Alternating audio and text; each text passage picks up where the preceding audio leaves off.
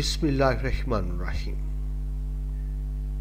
मैं हूं आप सबका मुआवन व मददगार मुशर्रफ महमूद और आप देख रहे हैं और सुन रहे हैं इल्म व अदब।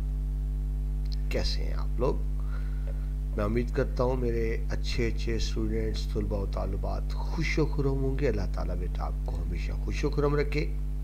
आपके चैनल्स का नाम पहले सीएमएम लेक्चर्स और अब इल्म व अदब, क्योंकि हम इसमें अब इल्म व अदब की बहुत सी चीज़ें शामिल कर रहे हैं। इस वक्त बेटा आपका सेकेंड ईयर पाक स्टडी की न्यू बुक के मुताबिक लेक्चर्स चल रहे हैं और हम चैप्टर नंबर 5 के एंड पर है, पेज नंबर 66 पर मौजू है पाकिस्तान में तालीमी मसाइल, challenges of education in Pakistan. तो लेट्स स्टार्ट। इससे पहले बेटा कि बाकायदा शुरू करें, आप समझ लें तालीम होती कि हमने पिछले लेक्चर में तफसील से डिस्कस किया, जस्ट वाइंड अप कर रहा हूं। तालीम बेटा जरिया होता है मुआशरे को सुधारने का। हर मुआशरे के अपने नजरियात होते हैं, हर मुआशरे में कामयाबी का एक अपना मयार होता है। ठीक है जी। तो एक मुआशरे के क्या नजरियात हैं, एक मुआशरे का क्या नजरिया है, एक मुआशरे के नजदीक कामयाबी का मयार क्या है, इन चीजों को सामने रखकर बेटा निज़ाम तालीम बनाया जाता है, एजुकेशन सिस्टम बनाया जाता है। अब क्योंकि हर मुआशरे के अपने अपने नजरियात हैं, हर मुआशरे के अपने अपने मकासद हैं, हर मुआशरे का कामयाबी का मयार अपना अपना है, तो फिर हर मुआशरे या आप यूँ कहें कि हर मुल्क का निज़ाम तालीम भी अलग अलग होता है। निज़ाम तालीम का मकसद क्या होता है? कौमी मकासद का हसूल। तो बड़ी क्लियर बात, हर मुआशरे का अपना अपना निज़ाम तालीम है। जब बेटा हम पाकिस्तान के निज़ाम तालीम की बात करेंगे तो पाकिस्तान हमने इस्लाम के नाम पर हासिल किया था, इसलिए हासिल किया था कि एक इस्लामी फलाही रियासत बना सकें, तो पाकिस्तान का क़याम इस्लाम के नाम पे हुआ था। तो फिर पाकिस्तान के मकासद तालीम क्या होंगे? बड़ी सीधी सी बात, पाकिस्तान के मकासद तालीम में बुनियादी बात यही है कि कुरान और सुन्नत की रोशनी में अच्छा मुसलमान और अच्छा पाकिस्तानी बनना। दोबारा दोहरा दूं, पाकिस्तान के तालीमी मकासद क्या होंगे? अच्छा मुसलमान और अच्छा पाकिस्तानी बनना। अब देखना ही है बेटा, हमारे निज़ाम तालीम के मुताबिक जब एक नस्ल तालीम हासिल करती है तो क्या वो वाकई ही अच्छा मुसलमान और अच्छा पाकिस्तानी बन जाती है? अगर इस निज़ाम तालीम के तहत अच्छे मुसलमान और अच्छे पाकिस्तानी बन रहे हैं तो इसका मतलब है निज़ाम तालीम कामयाब है। लेकिन अगर इस निज़ाम तालीम से तालीम हासिल करने के बाद तुलबा और तालिबात अच्छे और मिसाली मुसलमान और पाकिस्तानी नहीं बनते तो इसका मतलब है कि इस निज़ाम तालीम में खराबियां हैं। ठीक है जी। और ये बेटा हकीकत है कि हमारा निज़ाम तालीम अपने मकासद के असूल में नाकाम रहा है। इस निज़ाम तालीम को पढ़कर उस तरह के मुसलमान नहीं बनते जिस तरह के कुरान और सुन्नत के मुताबिक होने चाहिए। यानी सादा लफ्ज़ों में अगर ये बात करूं कि हमारा निज़ाम तालीम मकासद पूरे नहीं कर रहा। जिन मकासद के हसूल के लिए निज़ाम तालीम बनाया गया था वो मकासद पूरे नहीं हो रहे।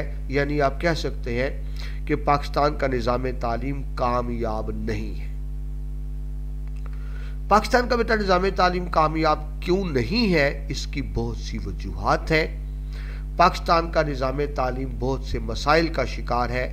जब तक ये मसाइल रहेंगे हमारा निज़ाम तालीम कामयाब नहीं हो सकेगा।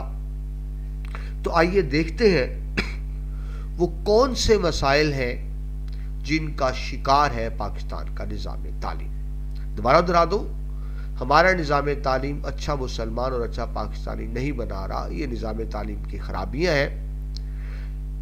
ये खराबियां क्यों हैं हम ये देखेंगे, क्योंकि बेटा जब तक हमें असबाब का पता नहीं चलेगा, मसाइल का पता नहीं चलेगा, हम उनको हल नहीं कर सकेंगे।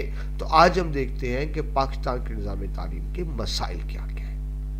सबसे पहले बेटा पॉइंट जो आपको नजर आ रहा है हाईलाइट किया हुआ, पाकिस्तान کا نظام تعلیم کئی مسائل کا شکار ہے جس کی وجہ سے مطلوبہ نتائج حاصل نہیں کر پاتے ہیں، یعنی جس مقصد کے لیے نظام تعلیم بنایا گیا تھا وہ مقاصد حاصل نہیں ہو رہے۔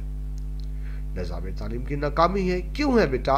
اس کی کوئی ایک وجہ نہیں ہے، ایک وجہ نہیں، یاد رکھیں بیٹا، کامیابی کی کوئی ایک وجہ نہیں ہوتی، بہت سی وجوہات ہوتی ہیں۔ بالکل اس طرح ناکامی کی بھی کوئی ایک وجہ نہیں ہوتی۔ جب بیٹا کوئی فرد ناکام ہوتا ہے کوئی ایک وجہ نہیں ہوتی، کوئی قوم معاشرہ ناکام ہوتا ہے تو ایک وجہ نہیں، بہت سی وجوہات ہوتی ہیں۔ ایک قوم کی کامیابی کے پیچھے بھی بہت سی وجوہات ہوتی ہیں، بالکل اس طرح ایک قوم کی ناکامی کے پیچھے بھی بہت سی وجوہات ہوتی ہیں۔ لیکن یہاں بیٹا ہم قوم کی بات نہیں کر رہے ہیں، ہم ایجوکیشنل سسٹم کی بات کر رہے ہیں۔ تو اگر پاکستان کا نظام تعلیم ناکام ہے تو اس کی بھی کوئی ایک وجہ نہیں ہے، بہت سی وجوہات ہیں جن کو ہم ڈسکس کرتے ہیں۔ سب سے پہلے جو بات لکھی گئی اور بڑی اہم بات، ملک میں شرح خواندگی میں کمی کی بڑی وجہ ناقص نظام تعلیم ہے۔ ہمارے ملک میں بیٹا شرح خواندگی کم ہے، یعنی وہ لوگ جن کو پڑھا لکھا کہا جا سکے وہ لوگ بھی کم ہے۔ اس کی وجہ بھی نظام تعلیم ہی کی خرابیاں ہیں۔ یہ نظام تعلیم کی خرابی ہے جس کی وجہ سے شرح خواندگی کم ہے، اور یہ نظام تعلیم ہی کی خرابی ہے کہ اس نظام تعلیم سے پڑھنے کے بعد نکلنے کے بعد جس طرح ایک انسان کو اچھا مسلمان اور اچھا پاکستانی ہونی چاہیے وہ یہ نظام مقاصد پورے نہیں کر رہا۔ تو دیکھتے ہیں کہ وہ کیا وجہ ہے کہ ہمارا نظام تعلیم ناکام رہا۔ بیٹا اس کی ڈیفرنٹ وجوہات ہیں، آپ کی کتاب میں 7 وجوہات دی گئی ہیں، ہم ایک ایک کو تفصیل سے دیکھیں گے۔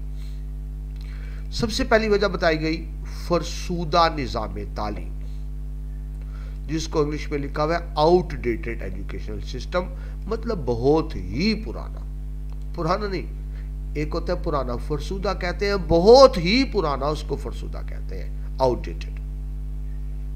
اب بیٹا اس کا مطلب سمجھے، نظام تعلیم وقت کے ساتھ ساتھ بدلتا رہتا ہے۔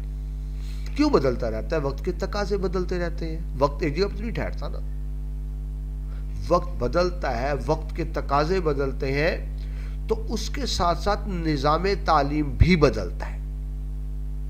ضرورت اس بات کی ہوتی ہے کہ نظام تعلیم کو وقت کے ساتھ ہم آہنگ کیا جائے، نظام تعلیم کو وقت کے تقاضوں کے ساتھ ہم آہنگ کیا جائے، کمپیٹیبل کیا جائے۔ لیکن بدقسمتی دیکھیں کہ ہم نے نظام تعلیم کو اپ ڈیٹ نہیں کیا، ہم نے نظام تعلیم تبدیلیاں نہیں لے کر آئے۔ بدقسمتی دیکھیے بیٹا، اب سمجھ نہیں آتی اس بات پہ کتنا رویا جائے کہ پاکستان کا نظام تعلیم آج بھی وہی ہے جو انگریز بنا کر دے گئے تھے۔ ہمیں بیٹا آزاد ہوئے 75 سال ہو گئے الحمدللہ، ہمیں غلامی سے چھٹکارا پائے 75 سال ہو گئے ہیں، لیکن ہمارا نظام تعلیم آج بھی وہی ہے جو انگریز بنا کر دے گئے تھے، اور بہت پہلے بنا کے دے گئے تھے۔ آپ یوں کہہ سکتے ہیں کہ ہمارا نظام تعلیم 150-200 سال پرانا ہے۔ اب دیکھیے، جب بیٹا یہ انگریزوں کی حکومت تھی ہم تو غلام تھے نا، انگریز ہمارے آقا تھے، ہم غلام تھے، تو آقا ایسا نظام تعلیم تو نہیں بنائے گا نا کہ لوگ اچھے بنے۔ جب آقا ہوگا وہ ایسا نظام تعلیم بنائے گا کہ ان کو اچھے غلام ملے۔ دیکھیں بیٹا، آقا کو اچھے انسان نہیں چاہیے ہوتے، ذہن میں رکھیں، آقا کو تو اچھے غلام چاہیے ہوتے ہیں نا۔ انگریزوں کی حکومت تھی، ان کی یہ خواہش مرضی نہیں تھی کہ ہندوستانی اچھے انسان بنے، وہ چاہتے تھے کہ یہاں سے ہمیں اچھے غلام میسر آتے رہے جو سر جھکا کے بیٹھے رہے۔ تو یہ سوچ کے نظام تعلیم بنایا تھا انہوں نے، انگریزوں نے۔ ٹھیک ہے، انگریز حاکم تھے، لیکن ہماری بدقسمتی تو دیکھیے، ہم آزاد ہونے کے بعد بھی اس نظام تعلیم سے نہیں نکل پائے۔ رزلٹ کیا نکلتا ہے؟ ہمارے پیرنٹس آج بھی کہتے ہیں بیٹا پڑھ لکھ لو تاکہ تمہیں اچھی نوکری ملے، تاکہ تمہیں نوکری ملے۔ تو کیا بیٹا ہم نوکر بننے کے لیے پڑھتے ہیں؟ ہمارا آج بھی مقصد کیا ہے کہ اچھی تعلیم حاصل کر لو تاکہ تمہیں اچھی نوکری مل جائے، اچھی جاب مل جائے۔ تو بیٹا نوکری نوکر کو ہی تو کہتے ہیں نا۔ یعنی ہمارا مائنڈ سیٹ کیا بنا دیا گیا کہ تم نے پڑھ لکھ کے اچھا نوکر بننا ہے۔ یہ بیٹا انگریز ہمیں سسٹم دے کے گیا تھا کہ تم نے اچھا نوکر بننا ہے۔ ہمارا نظام تعلیم اچھا انسان نہیں بناتا، اچھا نوکر بناتا ہے۔ क्योंकि अंग्रेजों को बनाया हुआ था। मैकाले बेटा लिखा हुआ आपकी किताब में कि पाकिस्तान का निज़ाम तालीम कमोबेश वही है जो अंग्रेज़ों का नाफिज करदा है और लॉर्ड मैकाले ने मुरतब किया था। लॉर्ड मैकाले बेटा अंग्रेज़ सियासतदान था, शाही ख़ानदान से इसका ताल्लुक था, ज़हीन शख्स था और एजुकेशनिस्ट भी था। तो अंग्रेज़ों ने इसको जिम्मेदारी दी थी कि आप हिंदुस्तान के लिए एजुकेशनल सिस्टम बनाएं। हिंदुस्तान बेटा क्या था? अंग्रेज़ों का ग़ुलाम था। तो उसने एक एजुकेशनल सिस्टम बना कर दिया।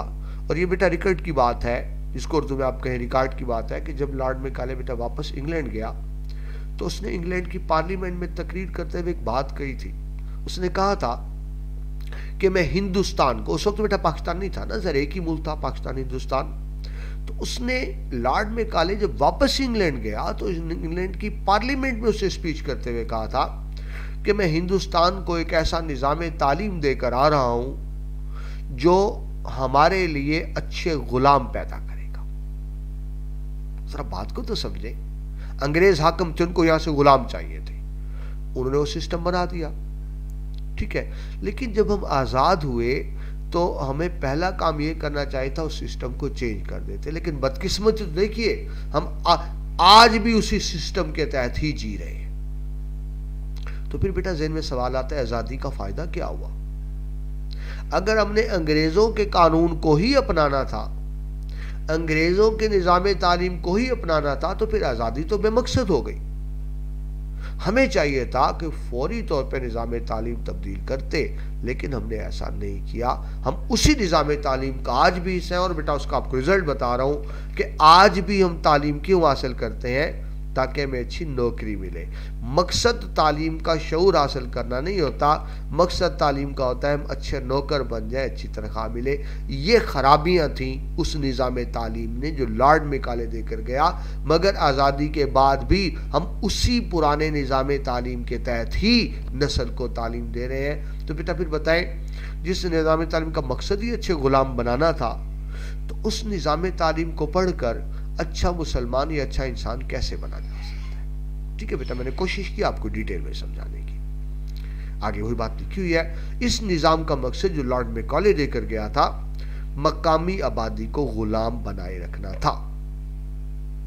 मगर जब हम आज़ाद हो गए, अंग्रेज़ों से आज़ादी हासिल करने के बावजूद भी हम अब तक इस निज़ाम से छुटकारा नहीं पा सके। हमारा निज़ाम तालीम आज भी गुलाम ही बना रहा है, अच्छा इंसान, अच्छा पाकिस्तानी, अच्छा मुसलमान नहीं बना रहा। तो पहली वजह क्या हमने पढ़ी? हम बेटा पढ़ क्या रहे हैं? हमारे निज़ाम तालीम के मसाइल। और पहला मसला क्या है कि हमारा निज़ाम तालीम पुराना है, अंग्रेज़ों का बनाया हुआ है, हमने वक्त के तकाज़ों से इसको हम आहंग नहीं किया। यही वजह बेटा कि निज़ाम तालीम मकासद पूरे नहीं कर रहा। ठीक है जी। दूसरा देखें, नजरियाती असास का फुकदान। फुकदान बेटा कहते हैं कमी को। Lack of ideological base. बेटा लैक गलत लिखा गया, ये तो लैक वो लिखा हुआ है जो नहर वाला होता है। Let me correct it.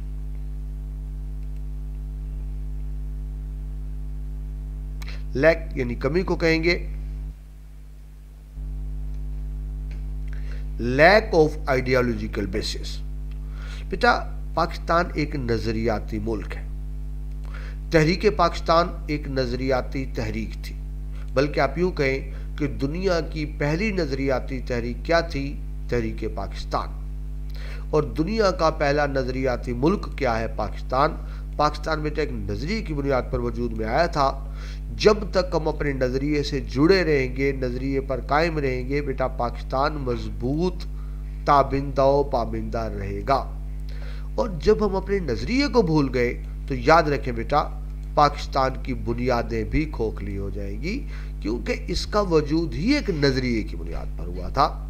ठीक है जी। तो हमें चाहिए था निज़ाम तालीम ऐसा होता जो नजरिए से हम आहंग होता। नजरिया बेटा हमारा इस्लामी है, लेकिन निज़ाम तालीम हमारा मगरबी है। बात समझे? यानी पाकिस्तान एक नजरियाती मुल्क है, हमारा एक अपना नजरिया है, लेकिन हमारे हमारे बेटा जो एजुकेशनल सिस्टम है वो उस नजरिए के मुताबिक नहीं है। پاکستان کا نظریہ نظریہ اسلام ہے، لیکن ہمارے ایجوکیشنل سسٹم ہے بیٹا مغربی نظریات پر بنا ہوا ہے، یعنی وہ جو ہمارے تعلیمی سسٹم کی نظریہ یا اساس بنیاد اسلام ہونی چاہیے تھی وہ نہیں ہے۔ یہی وجہ ہے کہ ہمارا سسٹم مطلوبہ ریزلٹس پروڈیوس نہیں کر رہا۔ ہم بیٹا یہ ممکن نہیں ہے نا کہ مغربی نظام کو اپنا کر ہم یہ توقع رکھیں کہ نئی نسل اچھا مسلمان یا اچھا پاکستانی بنے گی، ایسا نہیں ہوگا۔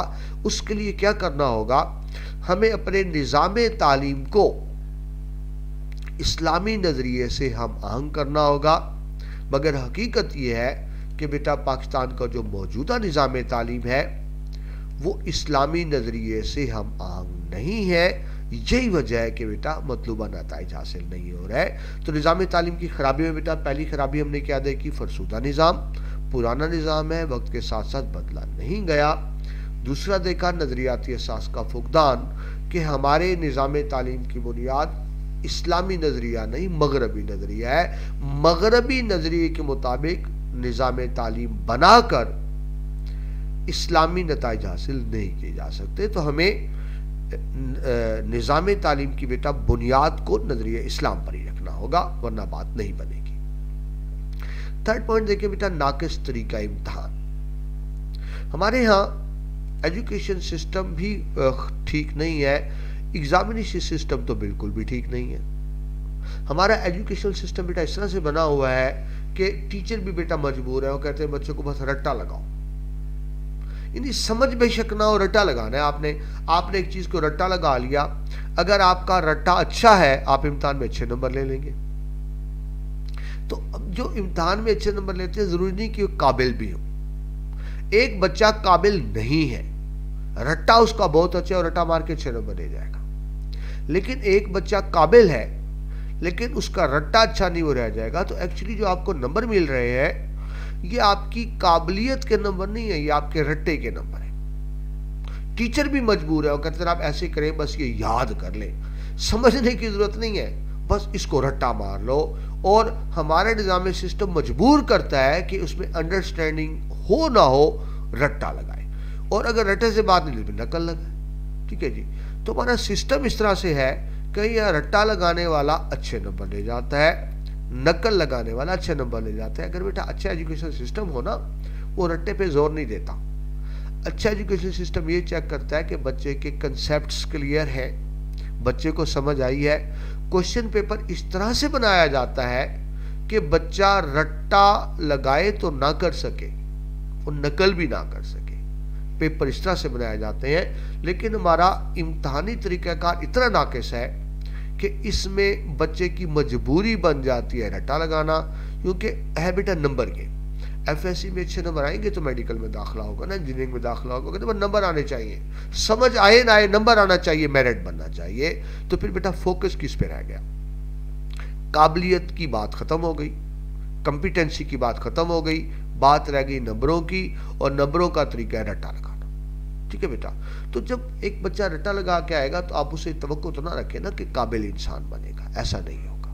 ٹھیک ہے جی، ہمارے معاشرے میں آگے پوائنٹ دیکھیں، لگی ہوئی زیادہ نمبروں کی حصول کی دوڑ کی وجہ سے طلباء کا مقصد تعلیم حاصل کرنے کی بجائے، سمجھ کر تعلیم حاصل کرنے کی بجائے مختلف حربوں سے صرف نمبر لینا ہوتا ہے۔ ٹھیک ہے، یعنی بیٹا اب جو نئی نسل ہے وہ تعلیم اس لیے حاصل نہیں کرتی کہ ان کو شعور آئے، ان میں قابلیت آئے، صرف ایک مقصد رہ جاتا ہے نمبر آئے، میرٹ بننا چاہیے۔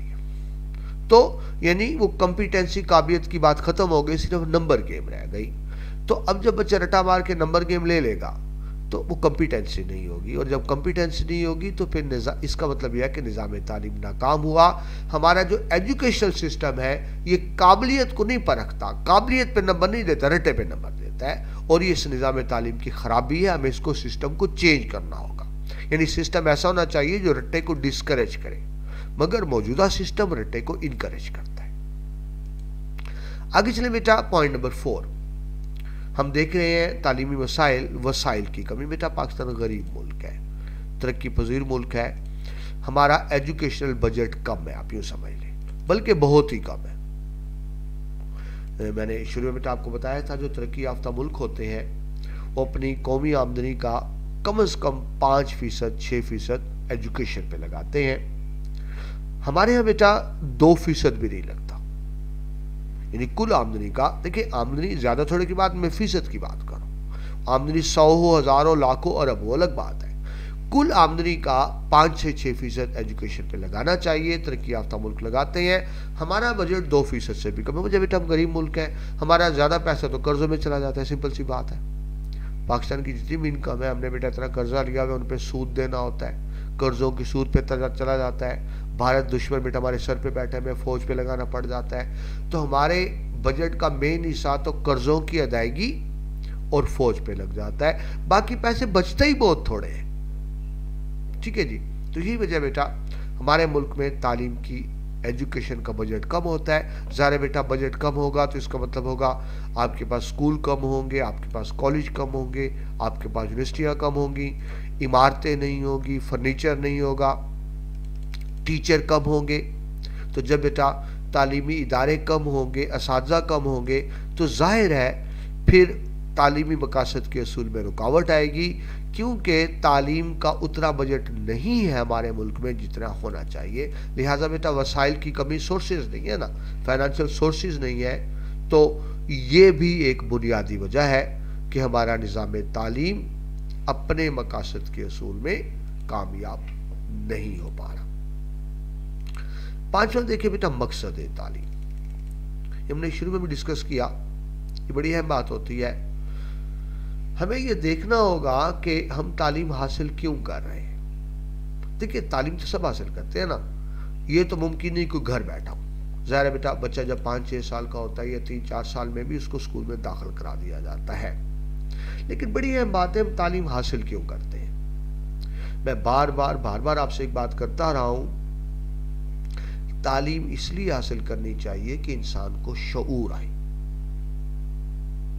تعلیم اس لیے حاصل کرنی چاہیے کہ شعور آئے. ہاں روزگار کمانے کے لیے آپ کوئی فن سیکھیں یا سکل، ہنر سیکھیں. تعلیم شعور کے لیے، ہنر روزگار کے لیے. لیکن ہم کیا کرتے ہیں بیٹا، ہم ہنر کی طرف نہیں آتے. ہم تعلیم حاصل کرتے ہیں روزگار کے لیے. تعلیم روزگار کے لیے نہیں ہوتی، تعلیم شعور کے لیے ہوتی ہے. روزگار کے لیے ہنر ہوتا ہے. یعنی ہم تعلیم کا اصل مقصد ہی نہیں سمجھ سکے. تعلیم کا مقصد شعور حاصل کرنا ہوتا ہے. لیکن بیٹا کیا آپ کی بک میں لکھا ہوا ہے، طلباء کے نزدیک تعلیم حاصل کرنے کا مقصد محض ملازمت اور روزگار کا حصول ہے. حالانکہ تعلیم شعور حاصل کرنے کے لیے ہوتی ہے. یعنی ہم تعلیم کا مقصد ہی نہیں سمجھے. یاد رکھیں بیٹا دنیا میں جن قوموں نے اس وقت ترقی یافتہ ہے، وہ نوجوان نسل کو سکل سکھاتی ہے، ہنر سکھاتی ہے. وہ سکل اور ہنر کی بنیاد پر آگے نکلے ہیں. فارمل ایجوکیشن کی بنیاد پر آگے نہیں نکلے. وہ روزگار کے لیے ہنر سیکھتے ہیں جس سے افراد، ملک، معاشرہ سب ترقی کرتا ہے. ہم ہنر کی طرف نہیں آتے. ہم تعلیم کو ہی ذریعہ روزگار بنانا چاہتے ہیں. یعنی ہمارا تعلیم حاصل کرنے کا مقصد ہی غلط ہے. تو جب بیٹا تعلیم کے اصول کا مقصد ہی غلط ہوگا تو پھر نتائج تو غلط ہی آئیں گے نا. تو نیکسٹ پوائنٹ دیکھیں. تعلیم کے ذریعے علم کی اعلیٰ منزل کے حصول کی بجائے ہم تعلیم کیوں حاصل کرتے ہیں کہ کسی اچھے ادارے میں نوکری مل جائے اور زیادہ تنخواہ کا خواب دل و دماغ کو روشن نہیں ہونے دیتا. ہمیں تو یہی ہے بس اچھی جاب مل جائے، تنخواہ اچھی ہو. ہم جاب اور تنخواہ سے آگے سوچتے ہی نہیں ہیں. تو تعلیم کا مقصد جاب اور تنخواہ نہیں تھا. مقصد ہم تعلیم کے مقصد سے ہی آگاہ نہیں ہیں. ہم تعلیم شعور کے لیے نہیں، جاب روزگار کے لیے حاصل کرتے ہیں. یہی وجہ ہے بیٹا کہ مطلوبہ مقاصد حاصل نہیں ہوتے. آگے یہ بات بیٹا دوبارہ آ گئی.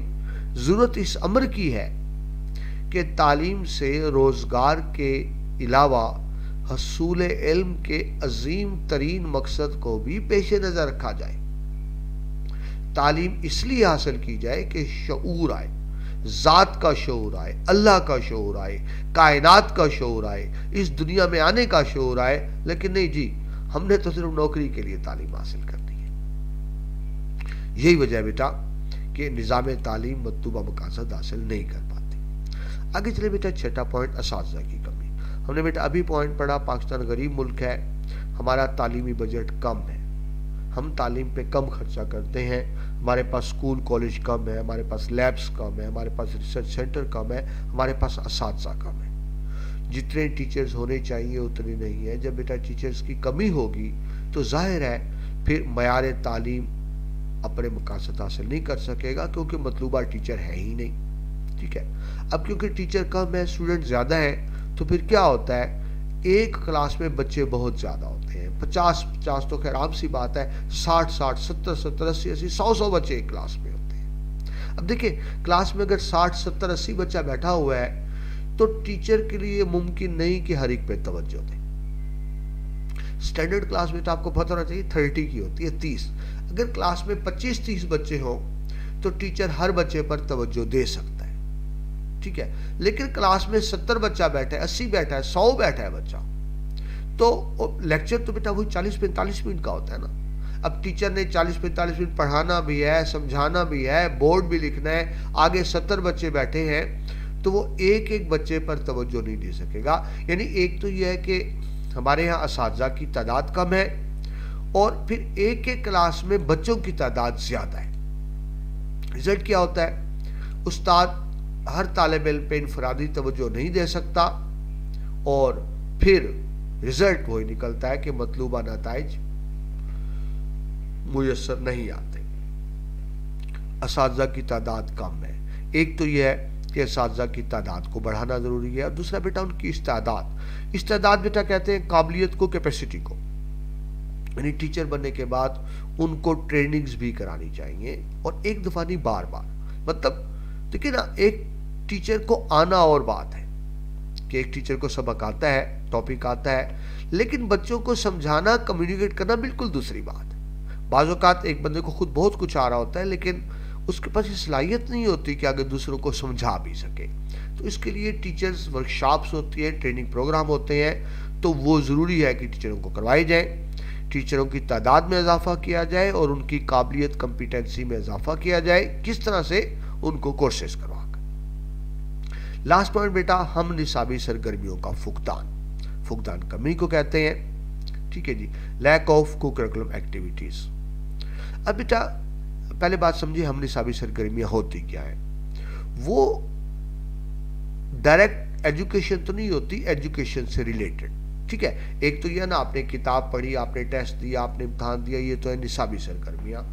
हम निसाबी सरगर्मियां वो होती है जो निसाब में मुआवनत करती है। मसलन अगर आप मिसाल देते हो, तकरीरी मुकाबला है, अब जो तकरीर तैयार करेगा तो कुछ पढ़ेगा ना, तो उसको हेल्प हुई सिलेबस में। बैतबाजी है, मुशायरा है, अब जब बैतबाजी में हिस्सा लेगा स्टूडेंट तो अशार याद करेगा, और जब अशार याद करेगा तो उर्दू में काम देंगे लिखने में। ठीक है, तो यानी वो सरगर्मियां जो इनडायरेक्ट एजुकेशन को सपोर्ट करती है, यानी क्लास में टीचिंग के अलावा ऐसी सरगर्मियां जो बच्चे को इल्म में मुआवन साबित हो, उनको हम कहते हैं हम निसाबी सरगर्मियां। ये बेटा जरूरी होती है। एक बच्चा सिर्फ किताब को रट्टा मारते हैं, जिसको हम किताबी कीड़ा कहते हैं, बुक वॉर्म कहते हैं, वो शायद अच्छे नंबर तो ले जाए, ठीक है, लेकिन उसको कंसेप्ट नहीं होगा। जरूरी है कि वो हम निसाबी सरगर्मियों में हिस्सा ले, इससे एक तो उसके कंसेप्ट बेहतर होंगे, दूसरा ये है कि वो दूसरों के साथ जब उसका इंटरेक्शन होगा, ताल्लुक होगा, तो सीखेगा। इंसान बेटा याद रखे, किताबों से कम सीखता है, असातिज़ा से कम सीखता है, मुआशरे से, दूसरों से ज्यादा सीखता है। लेकिन एक स्टूडेंट जो हम निसाबी सरगर्मियों में हिस्सा ही नहीं लेता, वो अलग बैठा रहता है, रटे मारता रहता है, उसने बाकियों के साथ ताल्लुक नहीं बनाया, तो याद रखे बेटा ऐसे लोग प्रैक्टिकल लाइफ में कामयाब नहीं होते। ठीक है, हम निसाबी सरगर्मियां भी उतनी ही अहम होती हैं जितनी कि निसाबी सरगर्मियां। तो अब देखिए, हम निसाबी सरगर्मियां में खेल आ गए। खेल बेटा आपको फिजिकली मजबूत बनाते हैं, सेहतमंद बनाते हैं। कहते हैं कि एक सेहतमंद जिस्म में ही सेहतमंद दिमाग होता है। एक बंदा जिस्मानी तौर पे सेहतमंद नहीं है तो उसका दिमाग भी तो वीक ही होगा ना। अगर दिमाग वीक होगा तो याद कैसे करेगा, पढ़ेगा कैसे, समझेगा कैसे। तो जब आप खेल रहे होते हैं ना, तो आप जिस्मानी तौर पे सेहतमंद हो रहे होते हैं, उससे बेटा आप दिमागी तौर पर भी सेहतमंद होते हैं, जिसका आपको पढ़ाई में फायदा मिलता है। ठीक है जी, तो हम निसाबी सरगर्मियां जैसे खेल, मुबाहिसे, मुशायरे, तकारीर, मुज़ाकरे, ڈیبیٹ جس کو کہتے ہیں، مطالعاتی دورے جس کو آپ ٹورز کہتے ہیں، طلبہ طالبات کی اخلاقی تربیت اور تعمیری شخصیت میں مددگار ثابت ہوتی ہے۔ اس سے بیٹا سے کھیل لکھا، اسے کھیل غیر نصابی سرگرمی میں آتا ہے، ہم نصابی میں نہیں آتا، غیر نصابی میں آتا ہے، لیکن بہرحال آپ کی کتاب ہے ہم نصابی لکھا ہوا ہے۔ دیکھیں نا، جب آپ ٹور پہ جائیں گے، نئے جگہ دیکھیں گے، نئے لوگوں سے ملیں گے، تو آپ کا وین بڑھے گا، آئی کیو لیول بڑھے گا، آپ کی بصیرت بڑھے گی، آپ کی سمجھنے کی صلاحیت بڑھے گی، آپ کا تخیل بڑھے گا، تو پھر آپ کو ایجوکیشن میں فائدہ ہوگا۔ لیکن ہمارے یہاں مسئلہ یہ ہوتا ہے، بچہ میرٹ بنانے کے چکر میں کتابوں کو رٹا مارتا ہے اور باقی ایکٹیویٹیز میں حصہ نہیں لیتا، یہ بھی وجہ بنتی ہے اس کے ناکامی کی۔ تو بیٹا آپ سب کو ایڈوائس ہے، پڑھیں ضرور، لیکن ساتھ ساتھ ہم نصابی سرگرمیوں میں بھی حصہ لیا کریں۔ یقین کریں بیٹا، یہ اتنی ہی ضروری ہوتی ہیں جتنی کہ نصابی بکس۔ آگے چلیں بیٹا۔ اچھا، اب بچے ہم نصابی سرگرمیوں میں حصہ کیوں نہیں لیتے؟ ایک تو ان کو اپنا انٹرسٹ نہیں ہوتا، اور دوسرا یہ بات ہے بیٹا، ان کا کوئی اہتمام بھی نہیں ہوتا اسکولوں کالجوں میں۔ پرائیویٹ اسکول کالج جگہ ہی چھوٹی ہوتی ہے، وہاں بچہ کوئی کھیل ہوتا ہی نہیں۔ گورنمنٹ اسکولوں میں پھر بھی بڑے بڑے لان گراؤنڈز ہوتے ہیں، یا پرائیویٹ اچھے ایسے بیٹا اسکول کالجز جو بہت بھاری فیس لیتے ہیں، لیکن وہاں بس کلاس روم بنے ہوئے ہیں جس طرح مرغی کھانے کے دڑبے ہوتے ہیں، وہ جگہ ہی نہیں ہے، گراؤنڈ ہی نہیں ہے، بچہ کہاں کھیلے گا بتائیں؟ اس کے پاس کوئی ہیلتھی ایکٹیویٹی ہی نہیں ہے۔ تو ہمارے نظام تعلیم میں اس کے لیے خاص اہتمام نہیں کیا تھا۔ ہونا بیٹا یہ چاہیے وہ پرائیویٹ اسکول کالجز بند کر دیے جائیں جہاں کھلے گراؤنڈز نہ ہو، جہاں بچوں کے لیے ایکٹیویٹیز نہ ہو، یعنی پرائیویٹ اداروں کو، اسکولوں، کالجوں، یونیورسٹیوں کو پابند کیا جائے کہ نصابی سرگرمیوں کے ساتھ ساتھ ہم نصابی سرگرمیوں میں بھی پارٹیسپیٹ کریں۔ وہ ادارے جو ہم نصابی سرگرمیوں نہیں کرواتے تو ان اداروں کو پابند کرنا چاہیے۔ ٹھیک ہے جی۔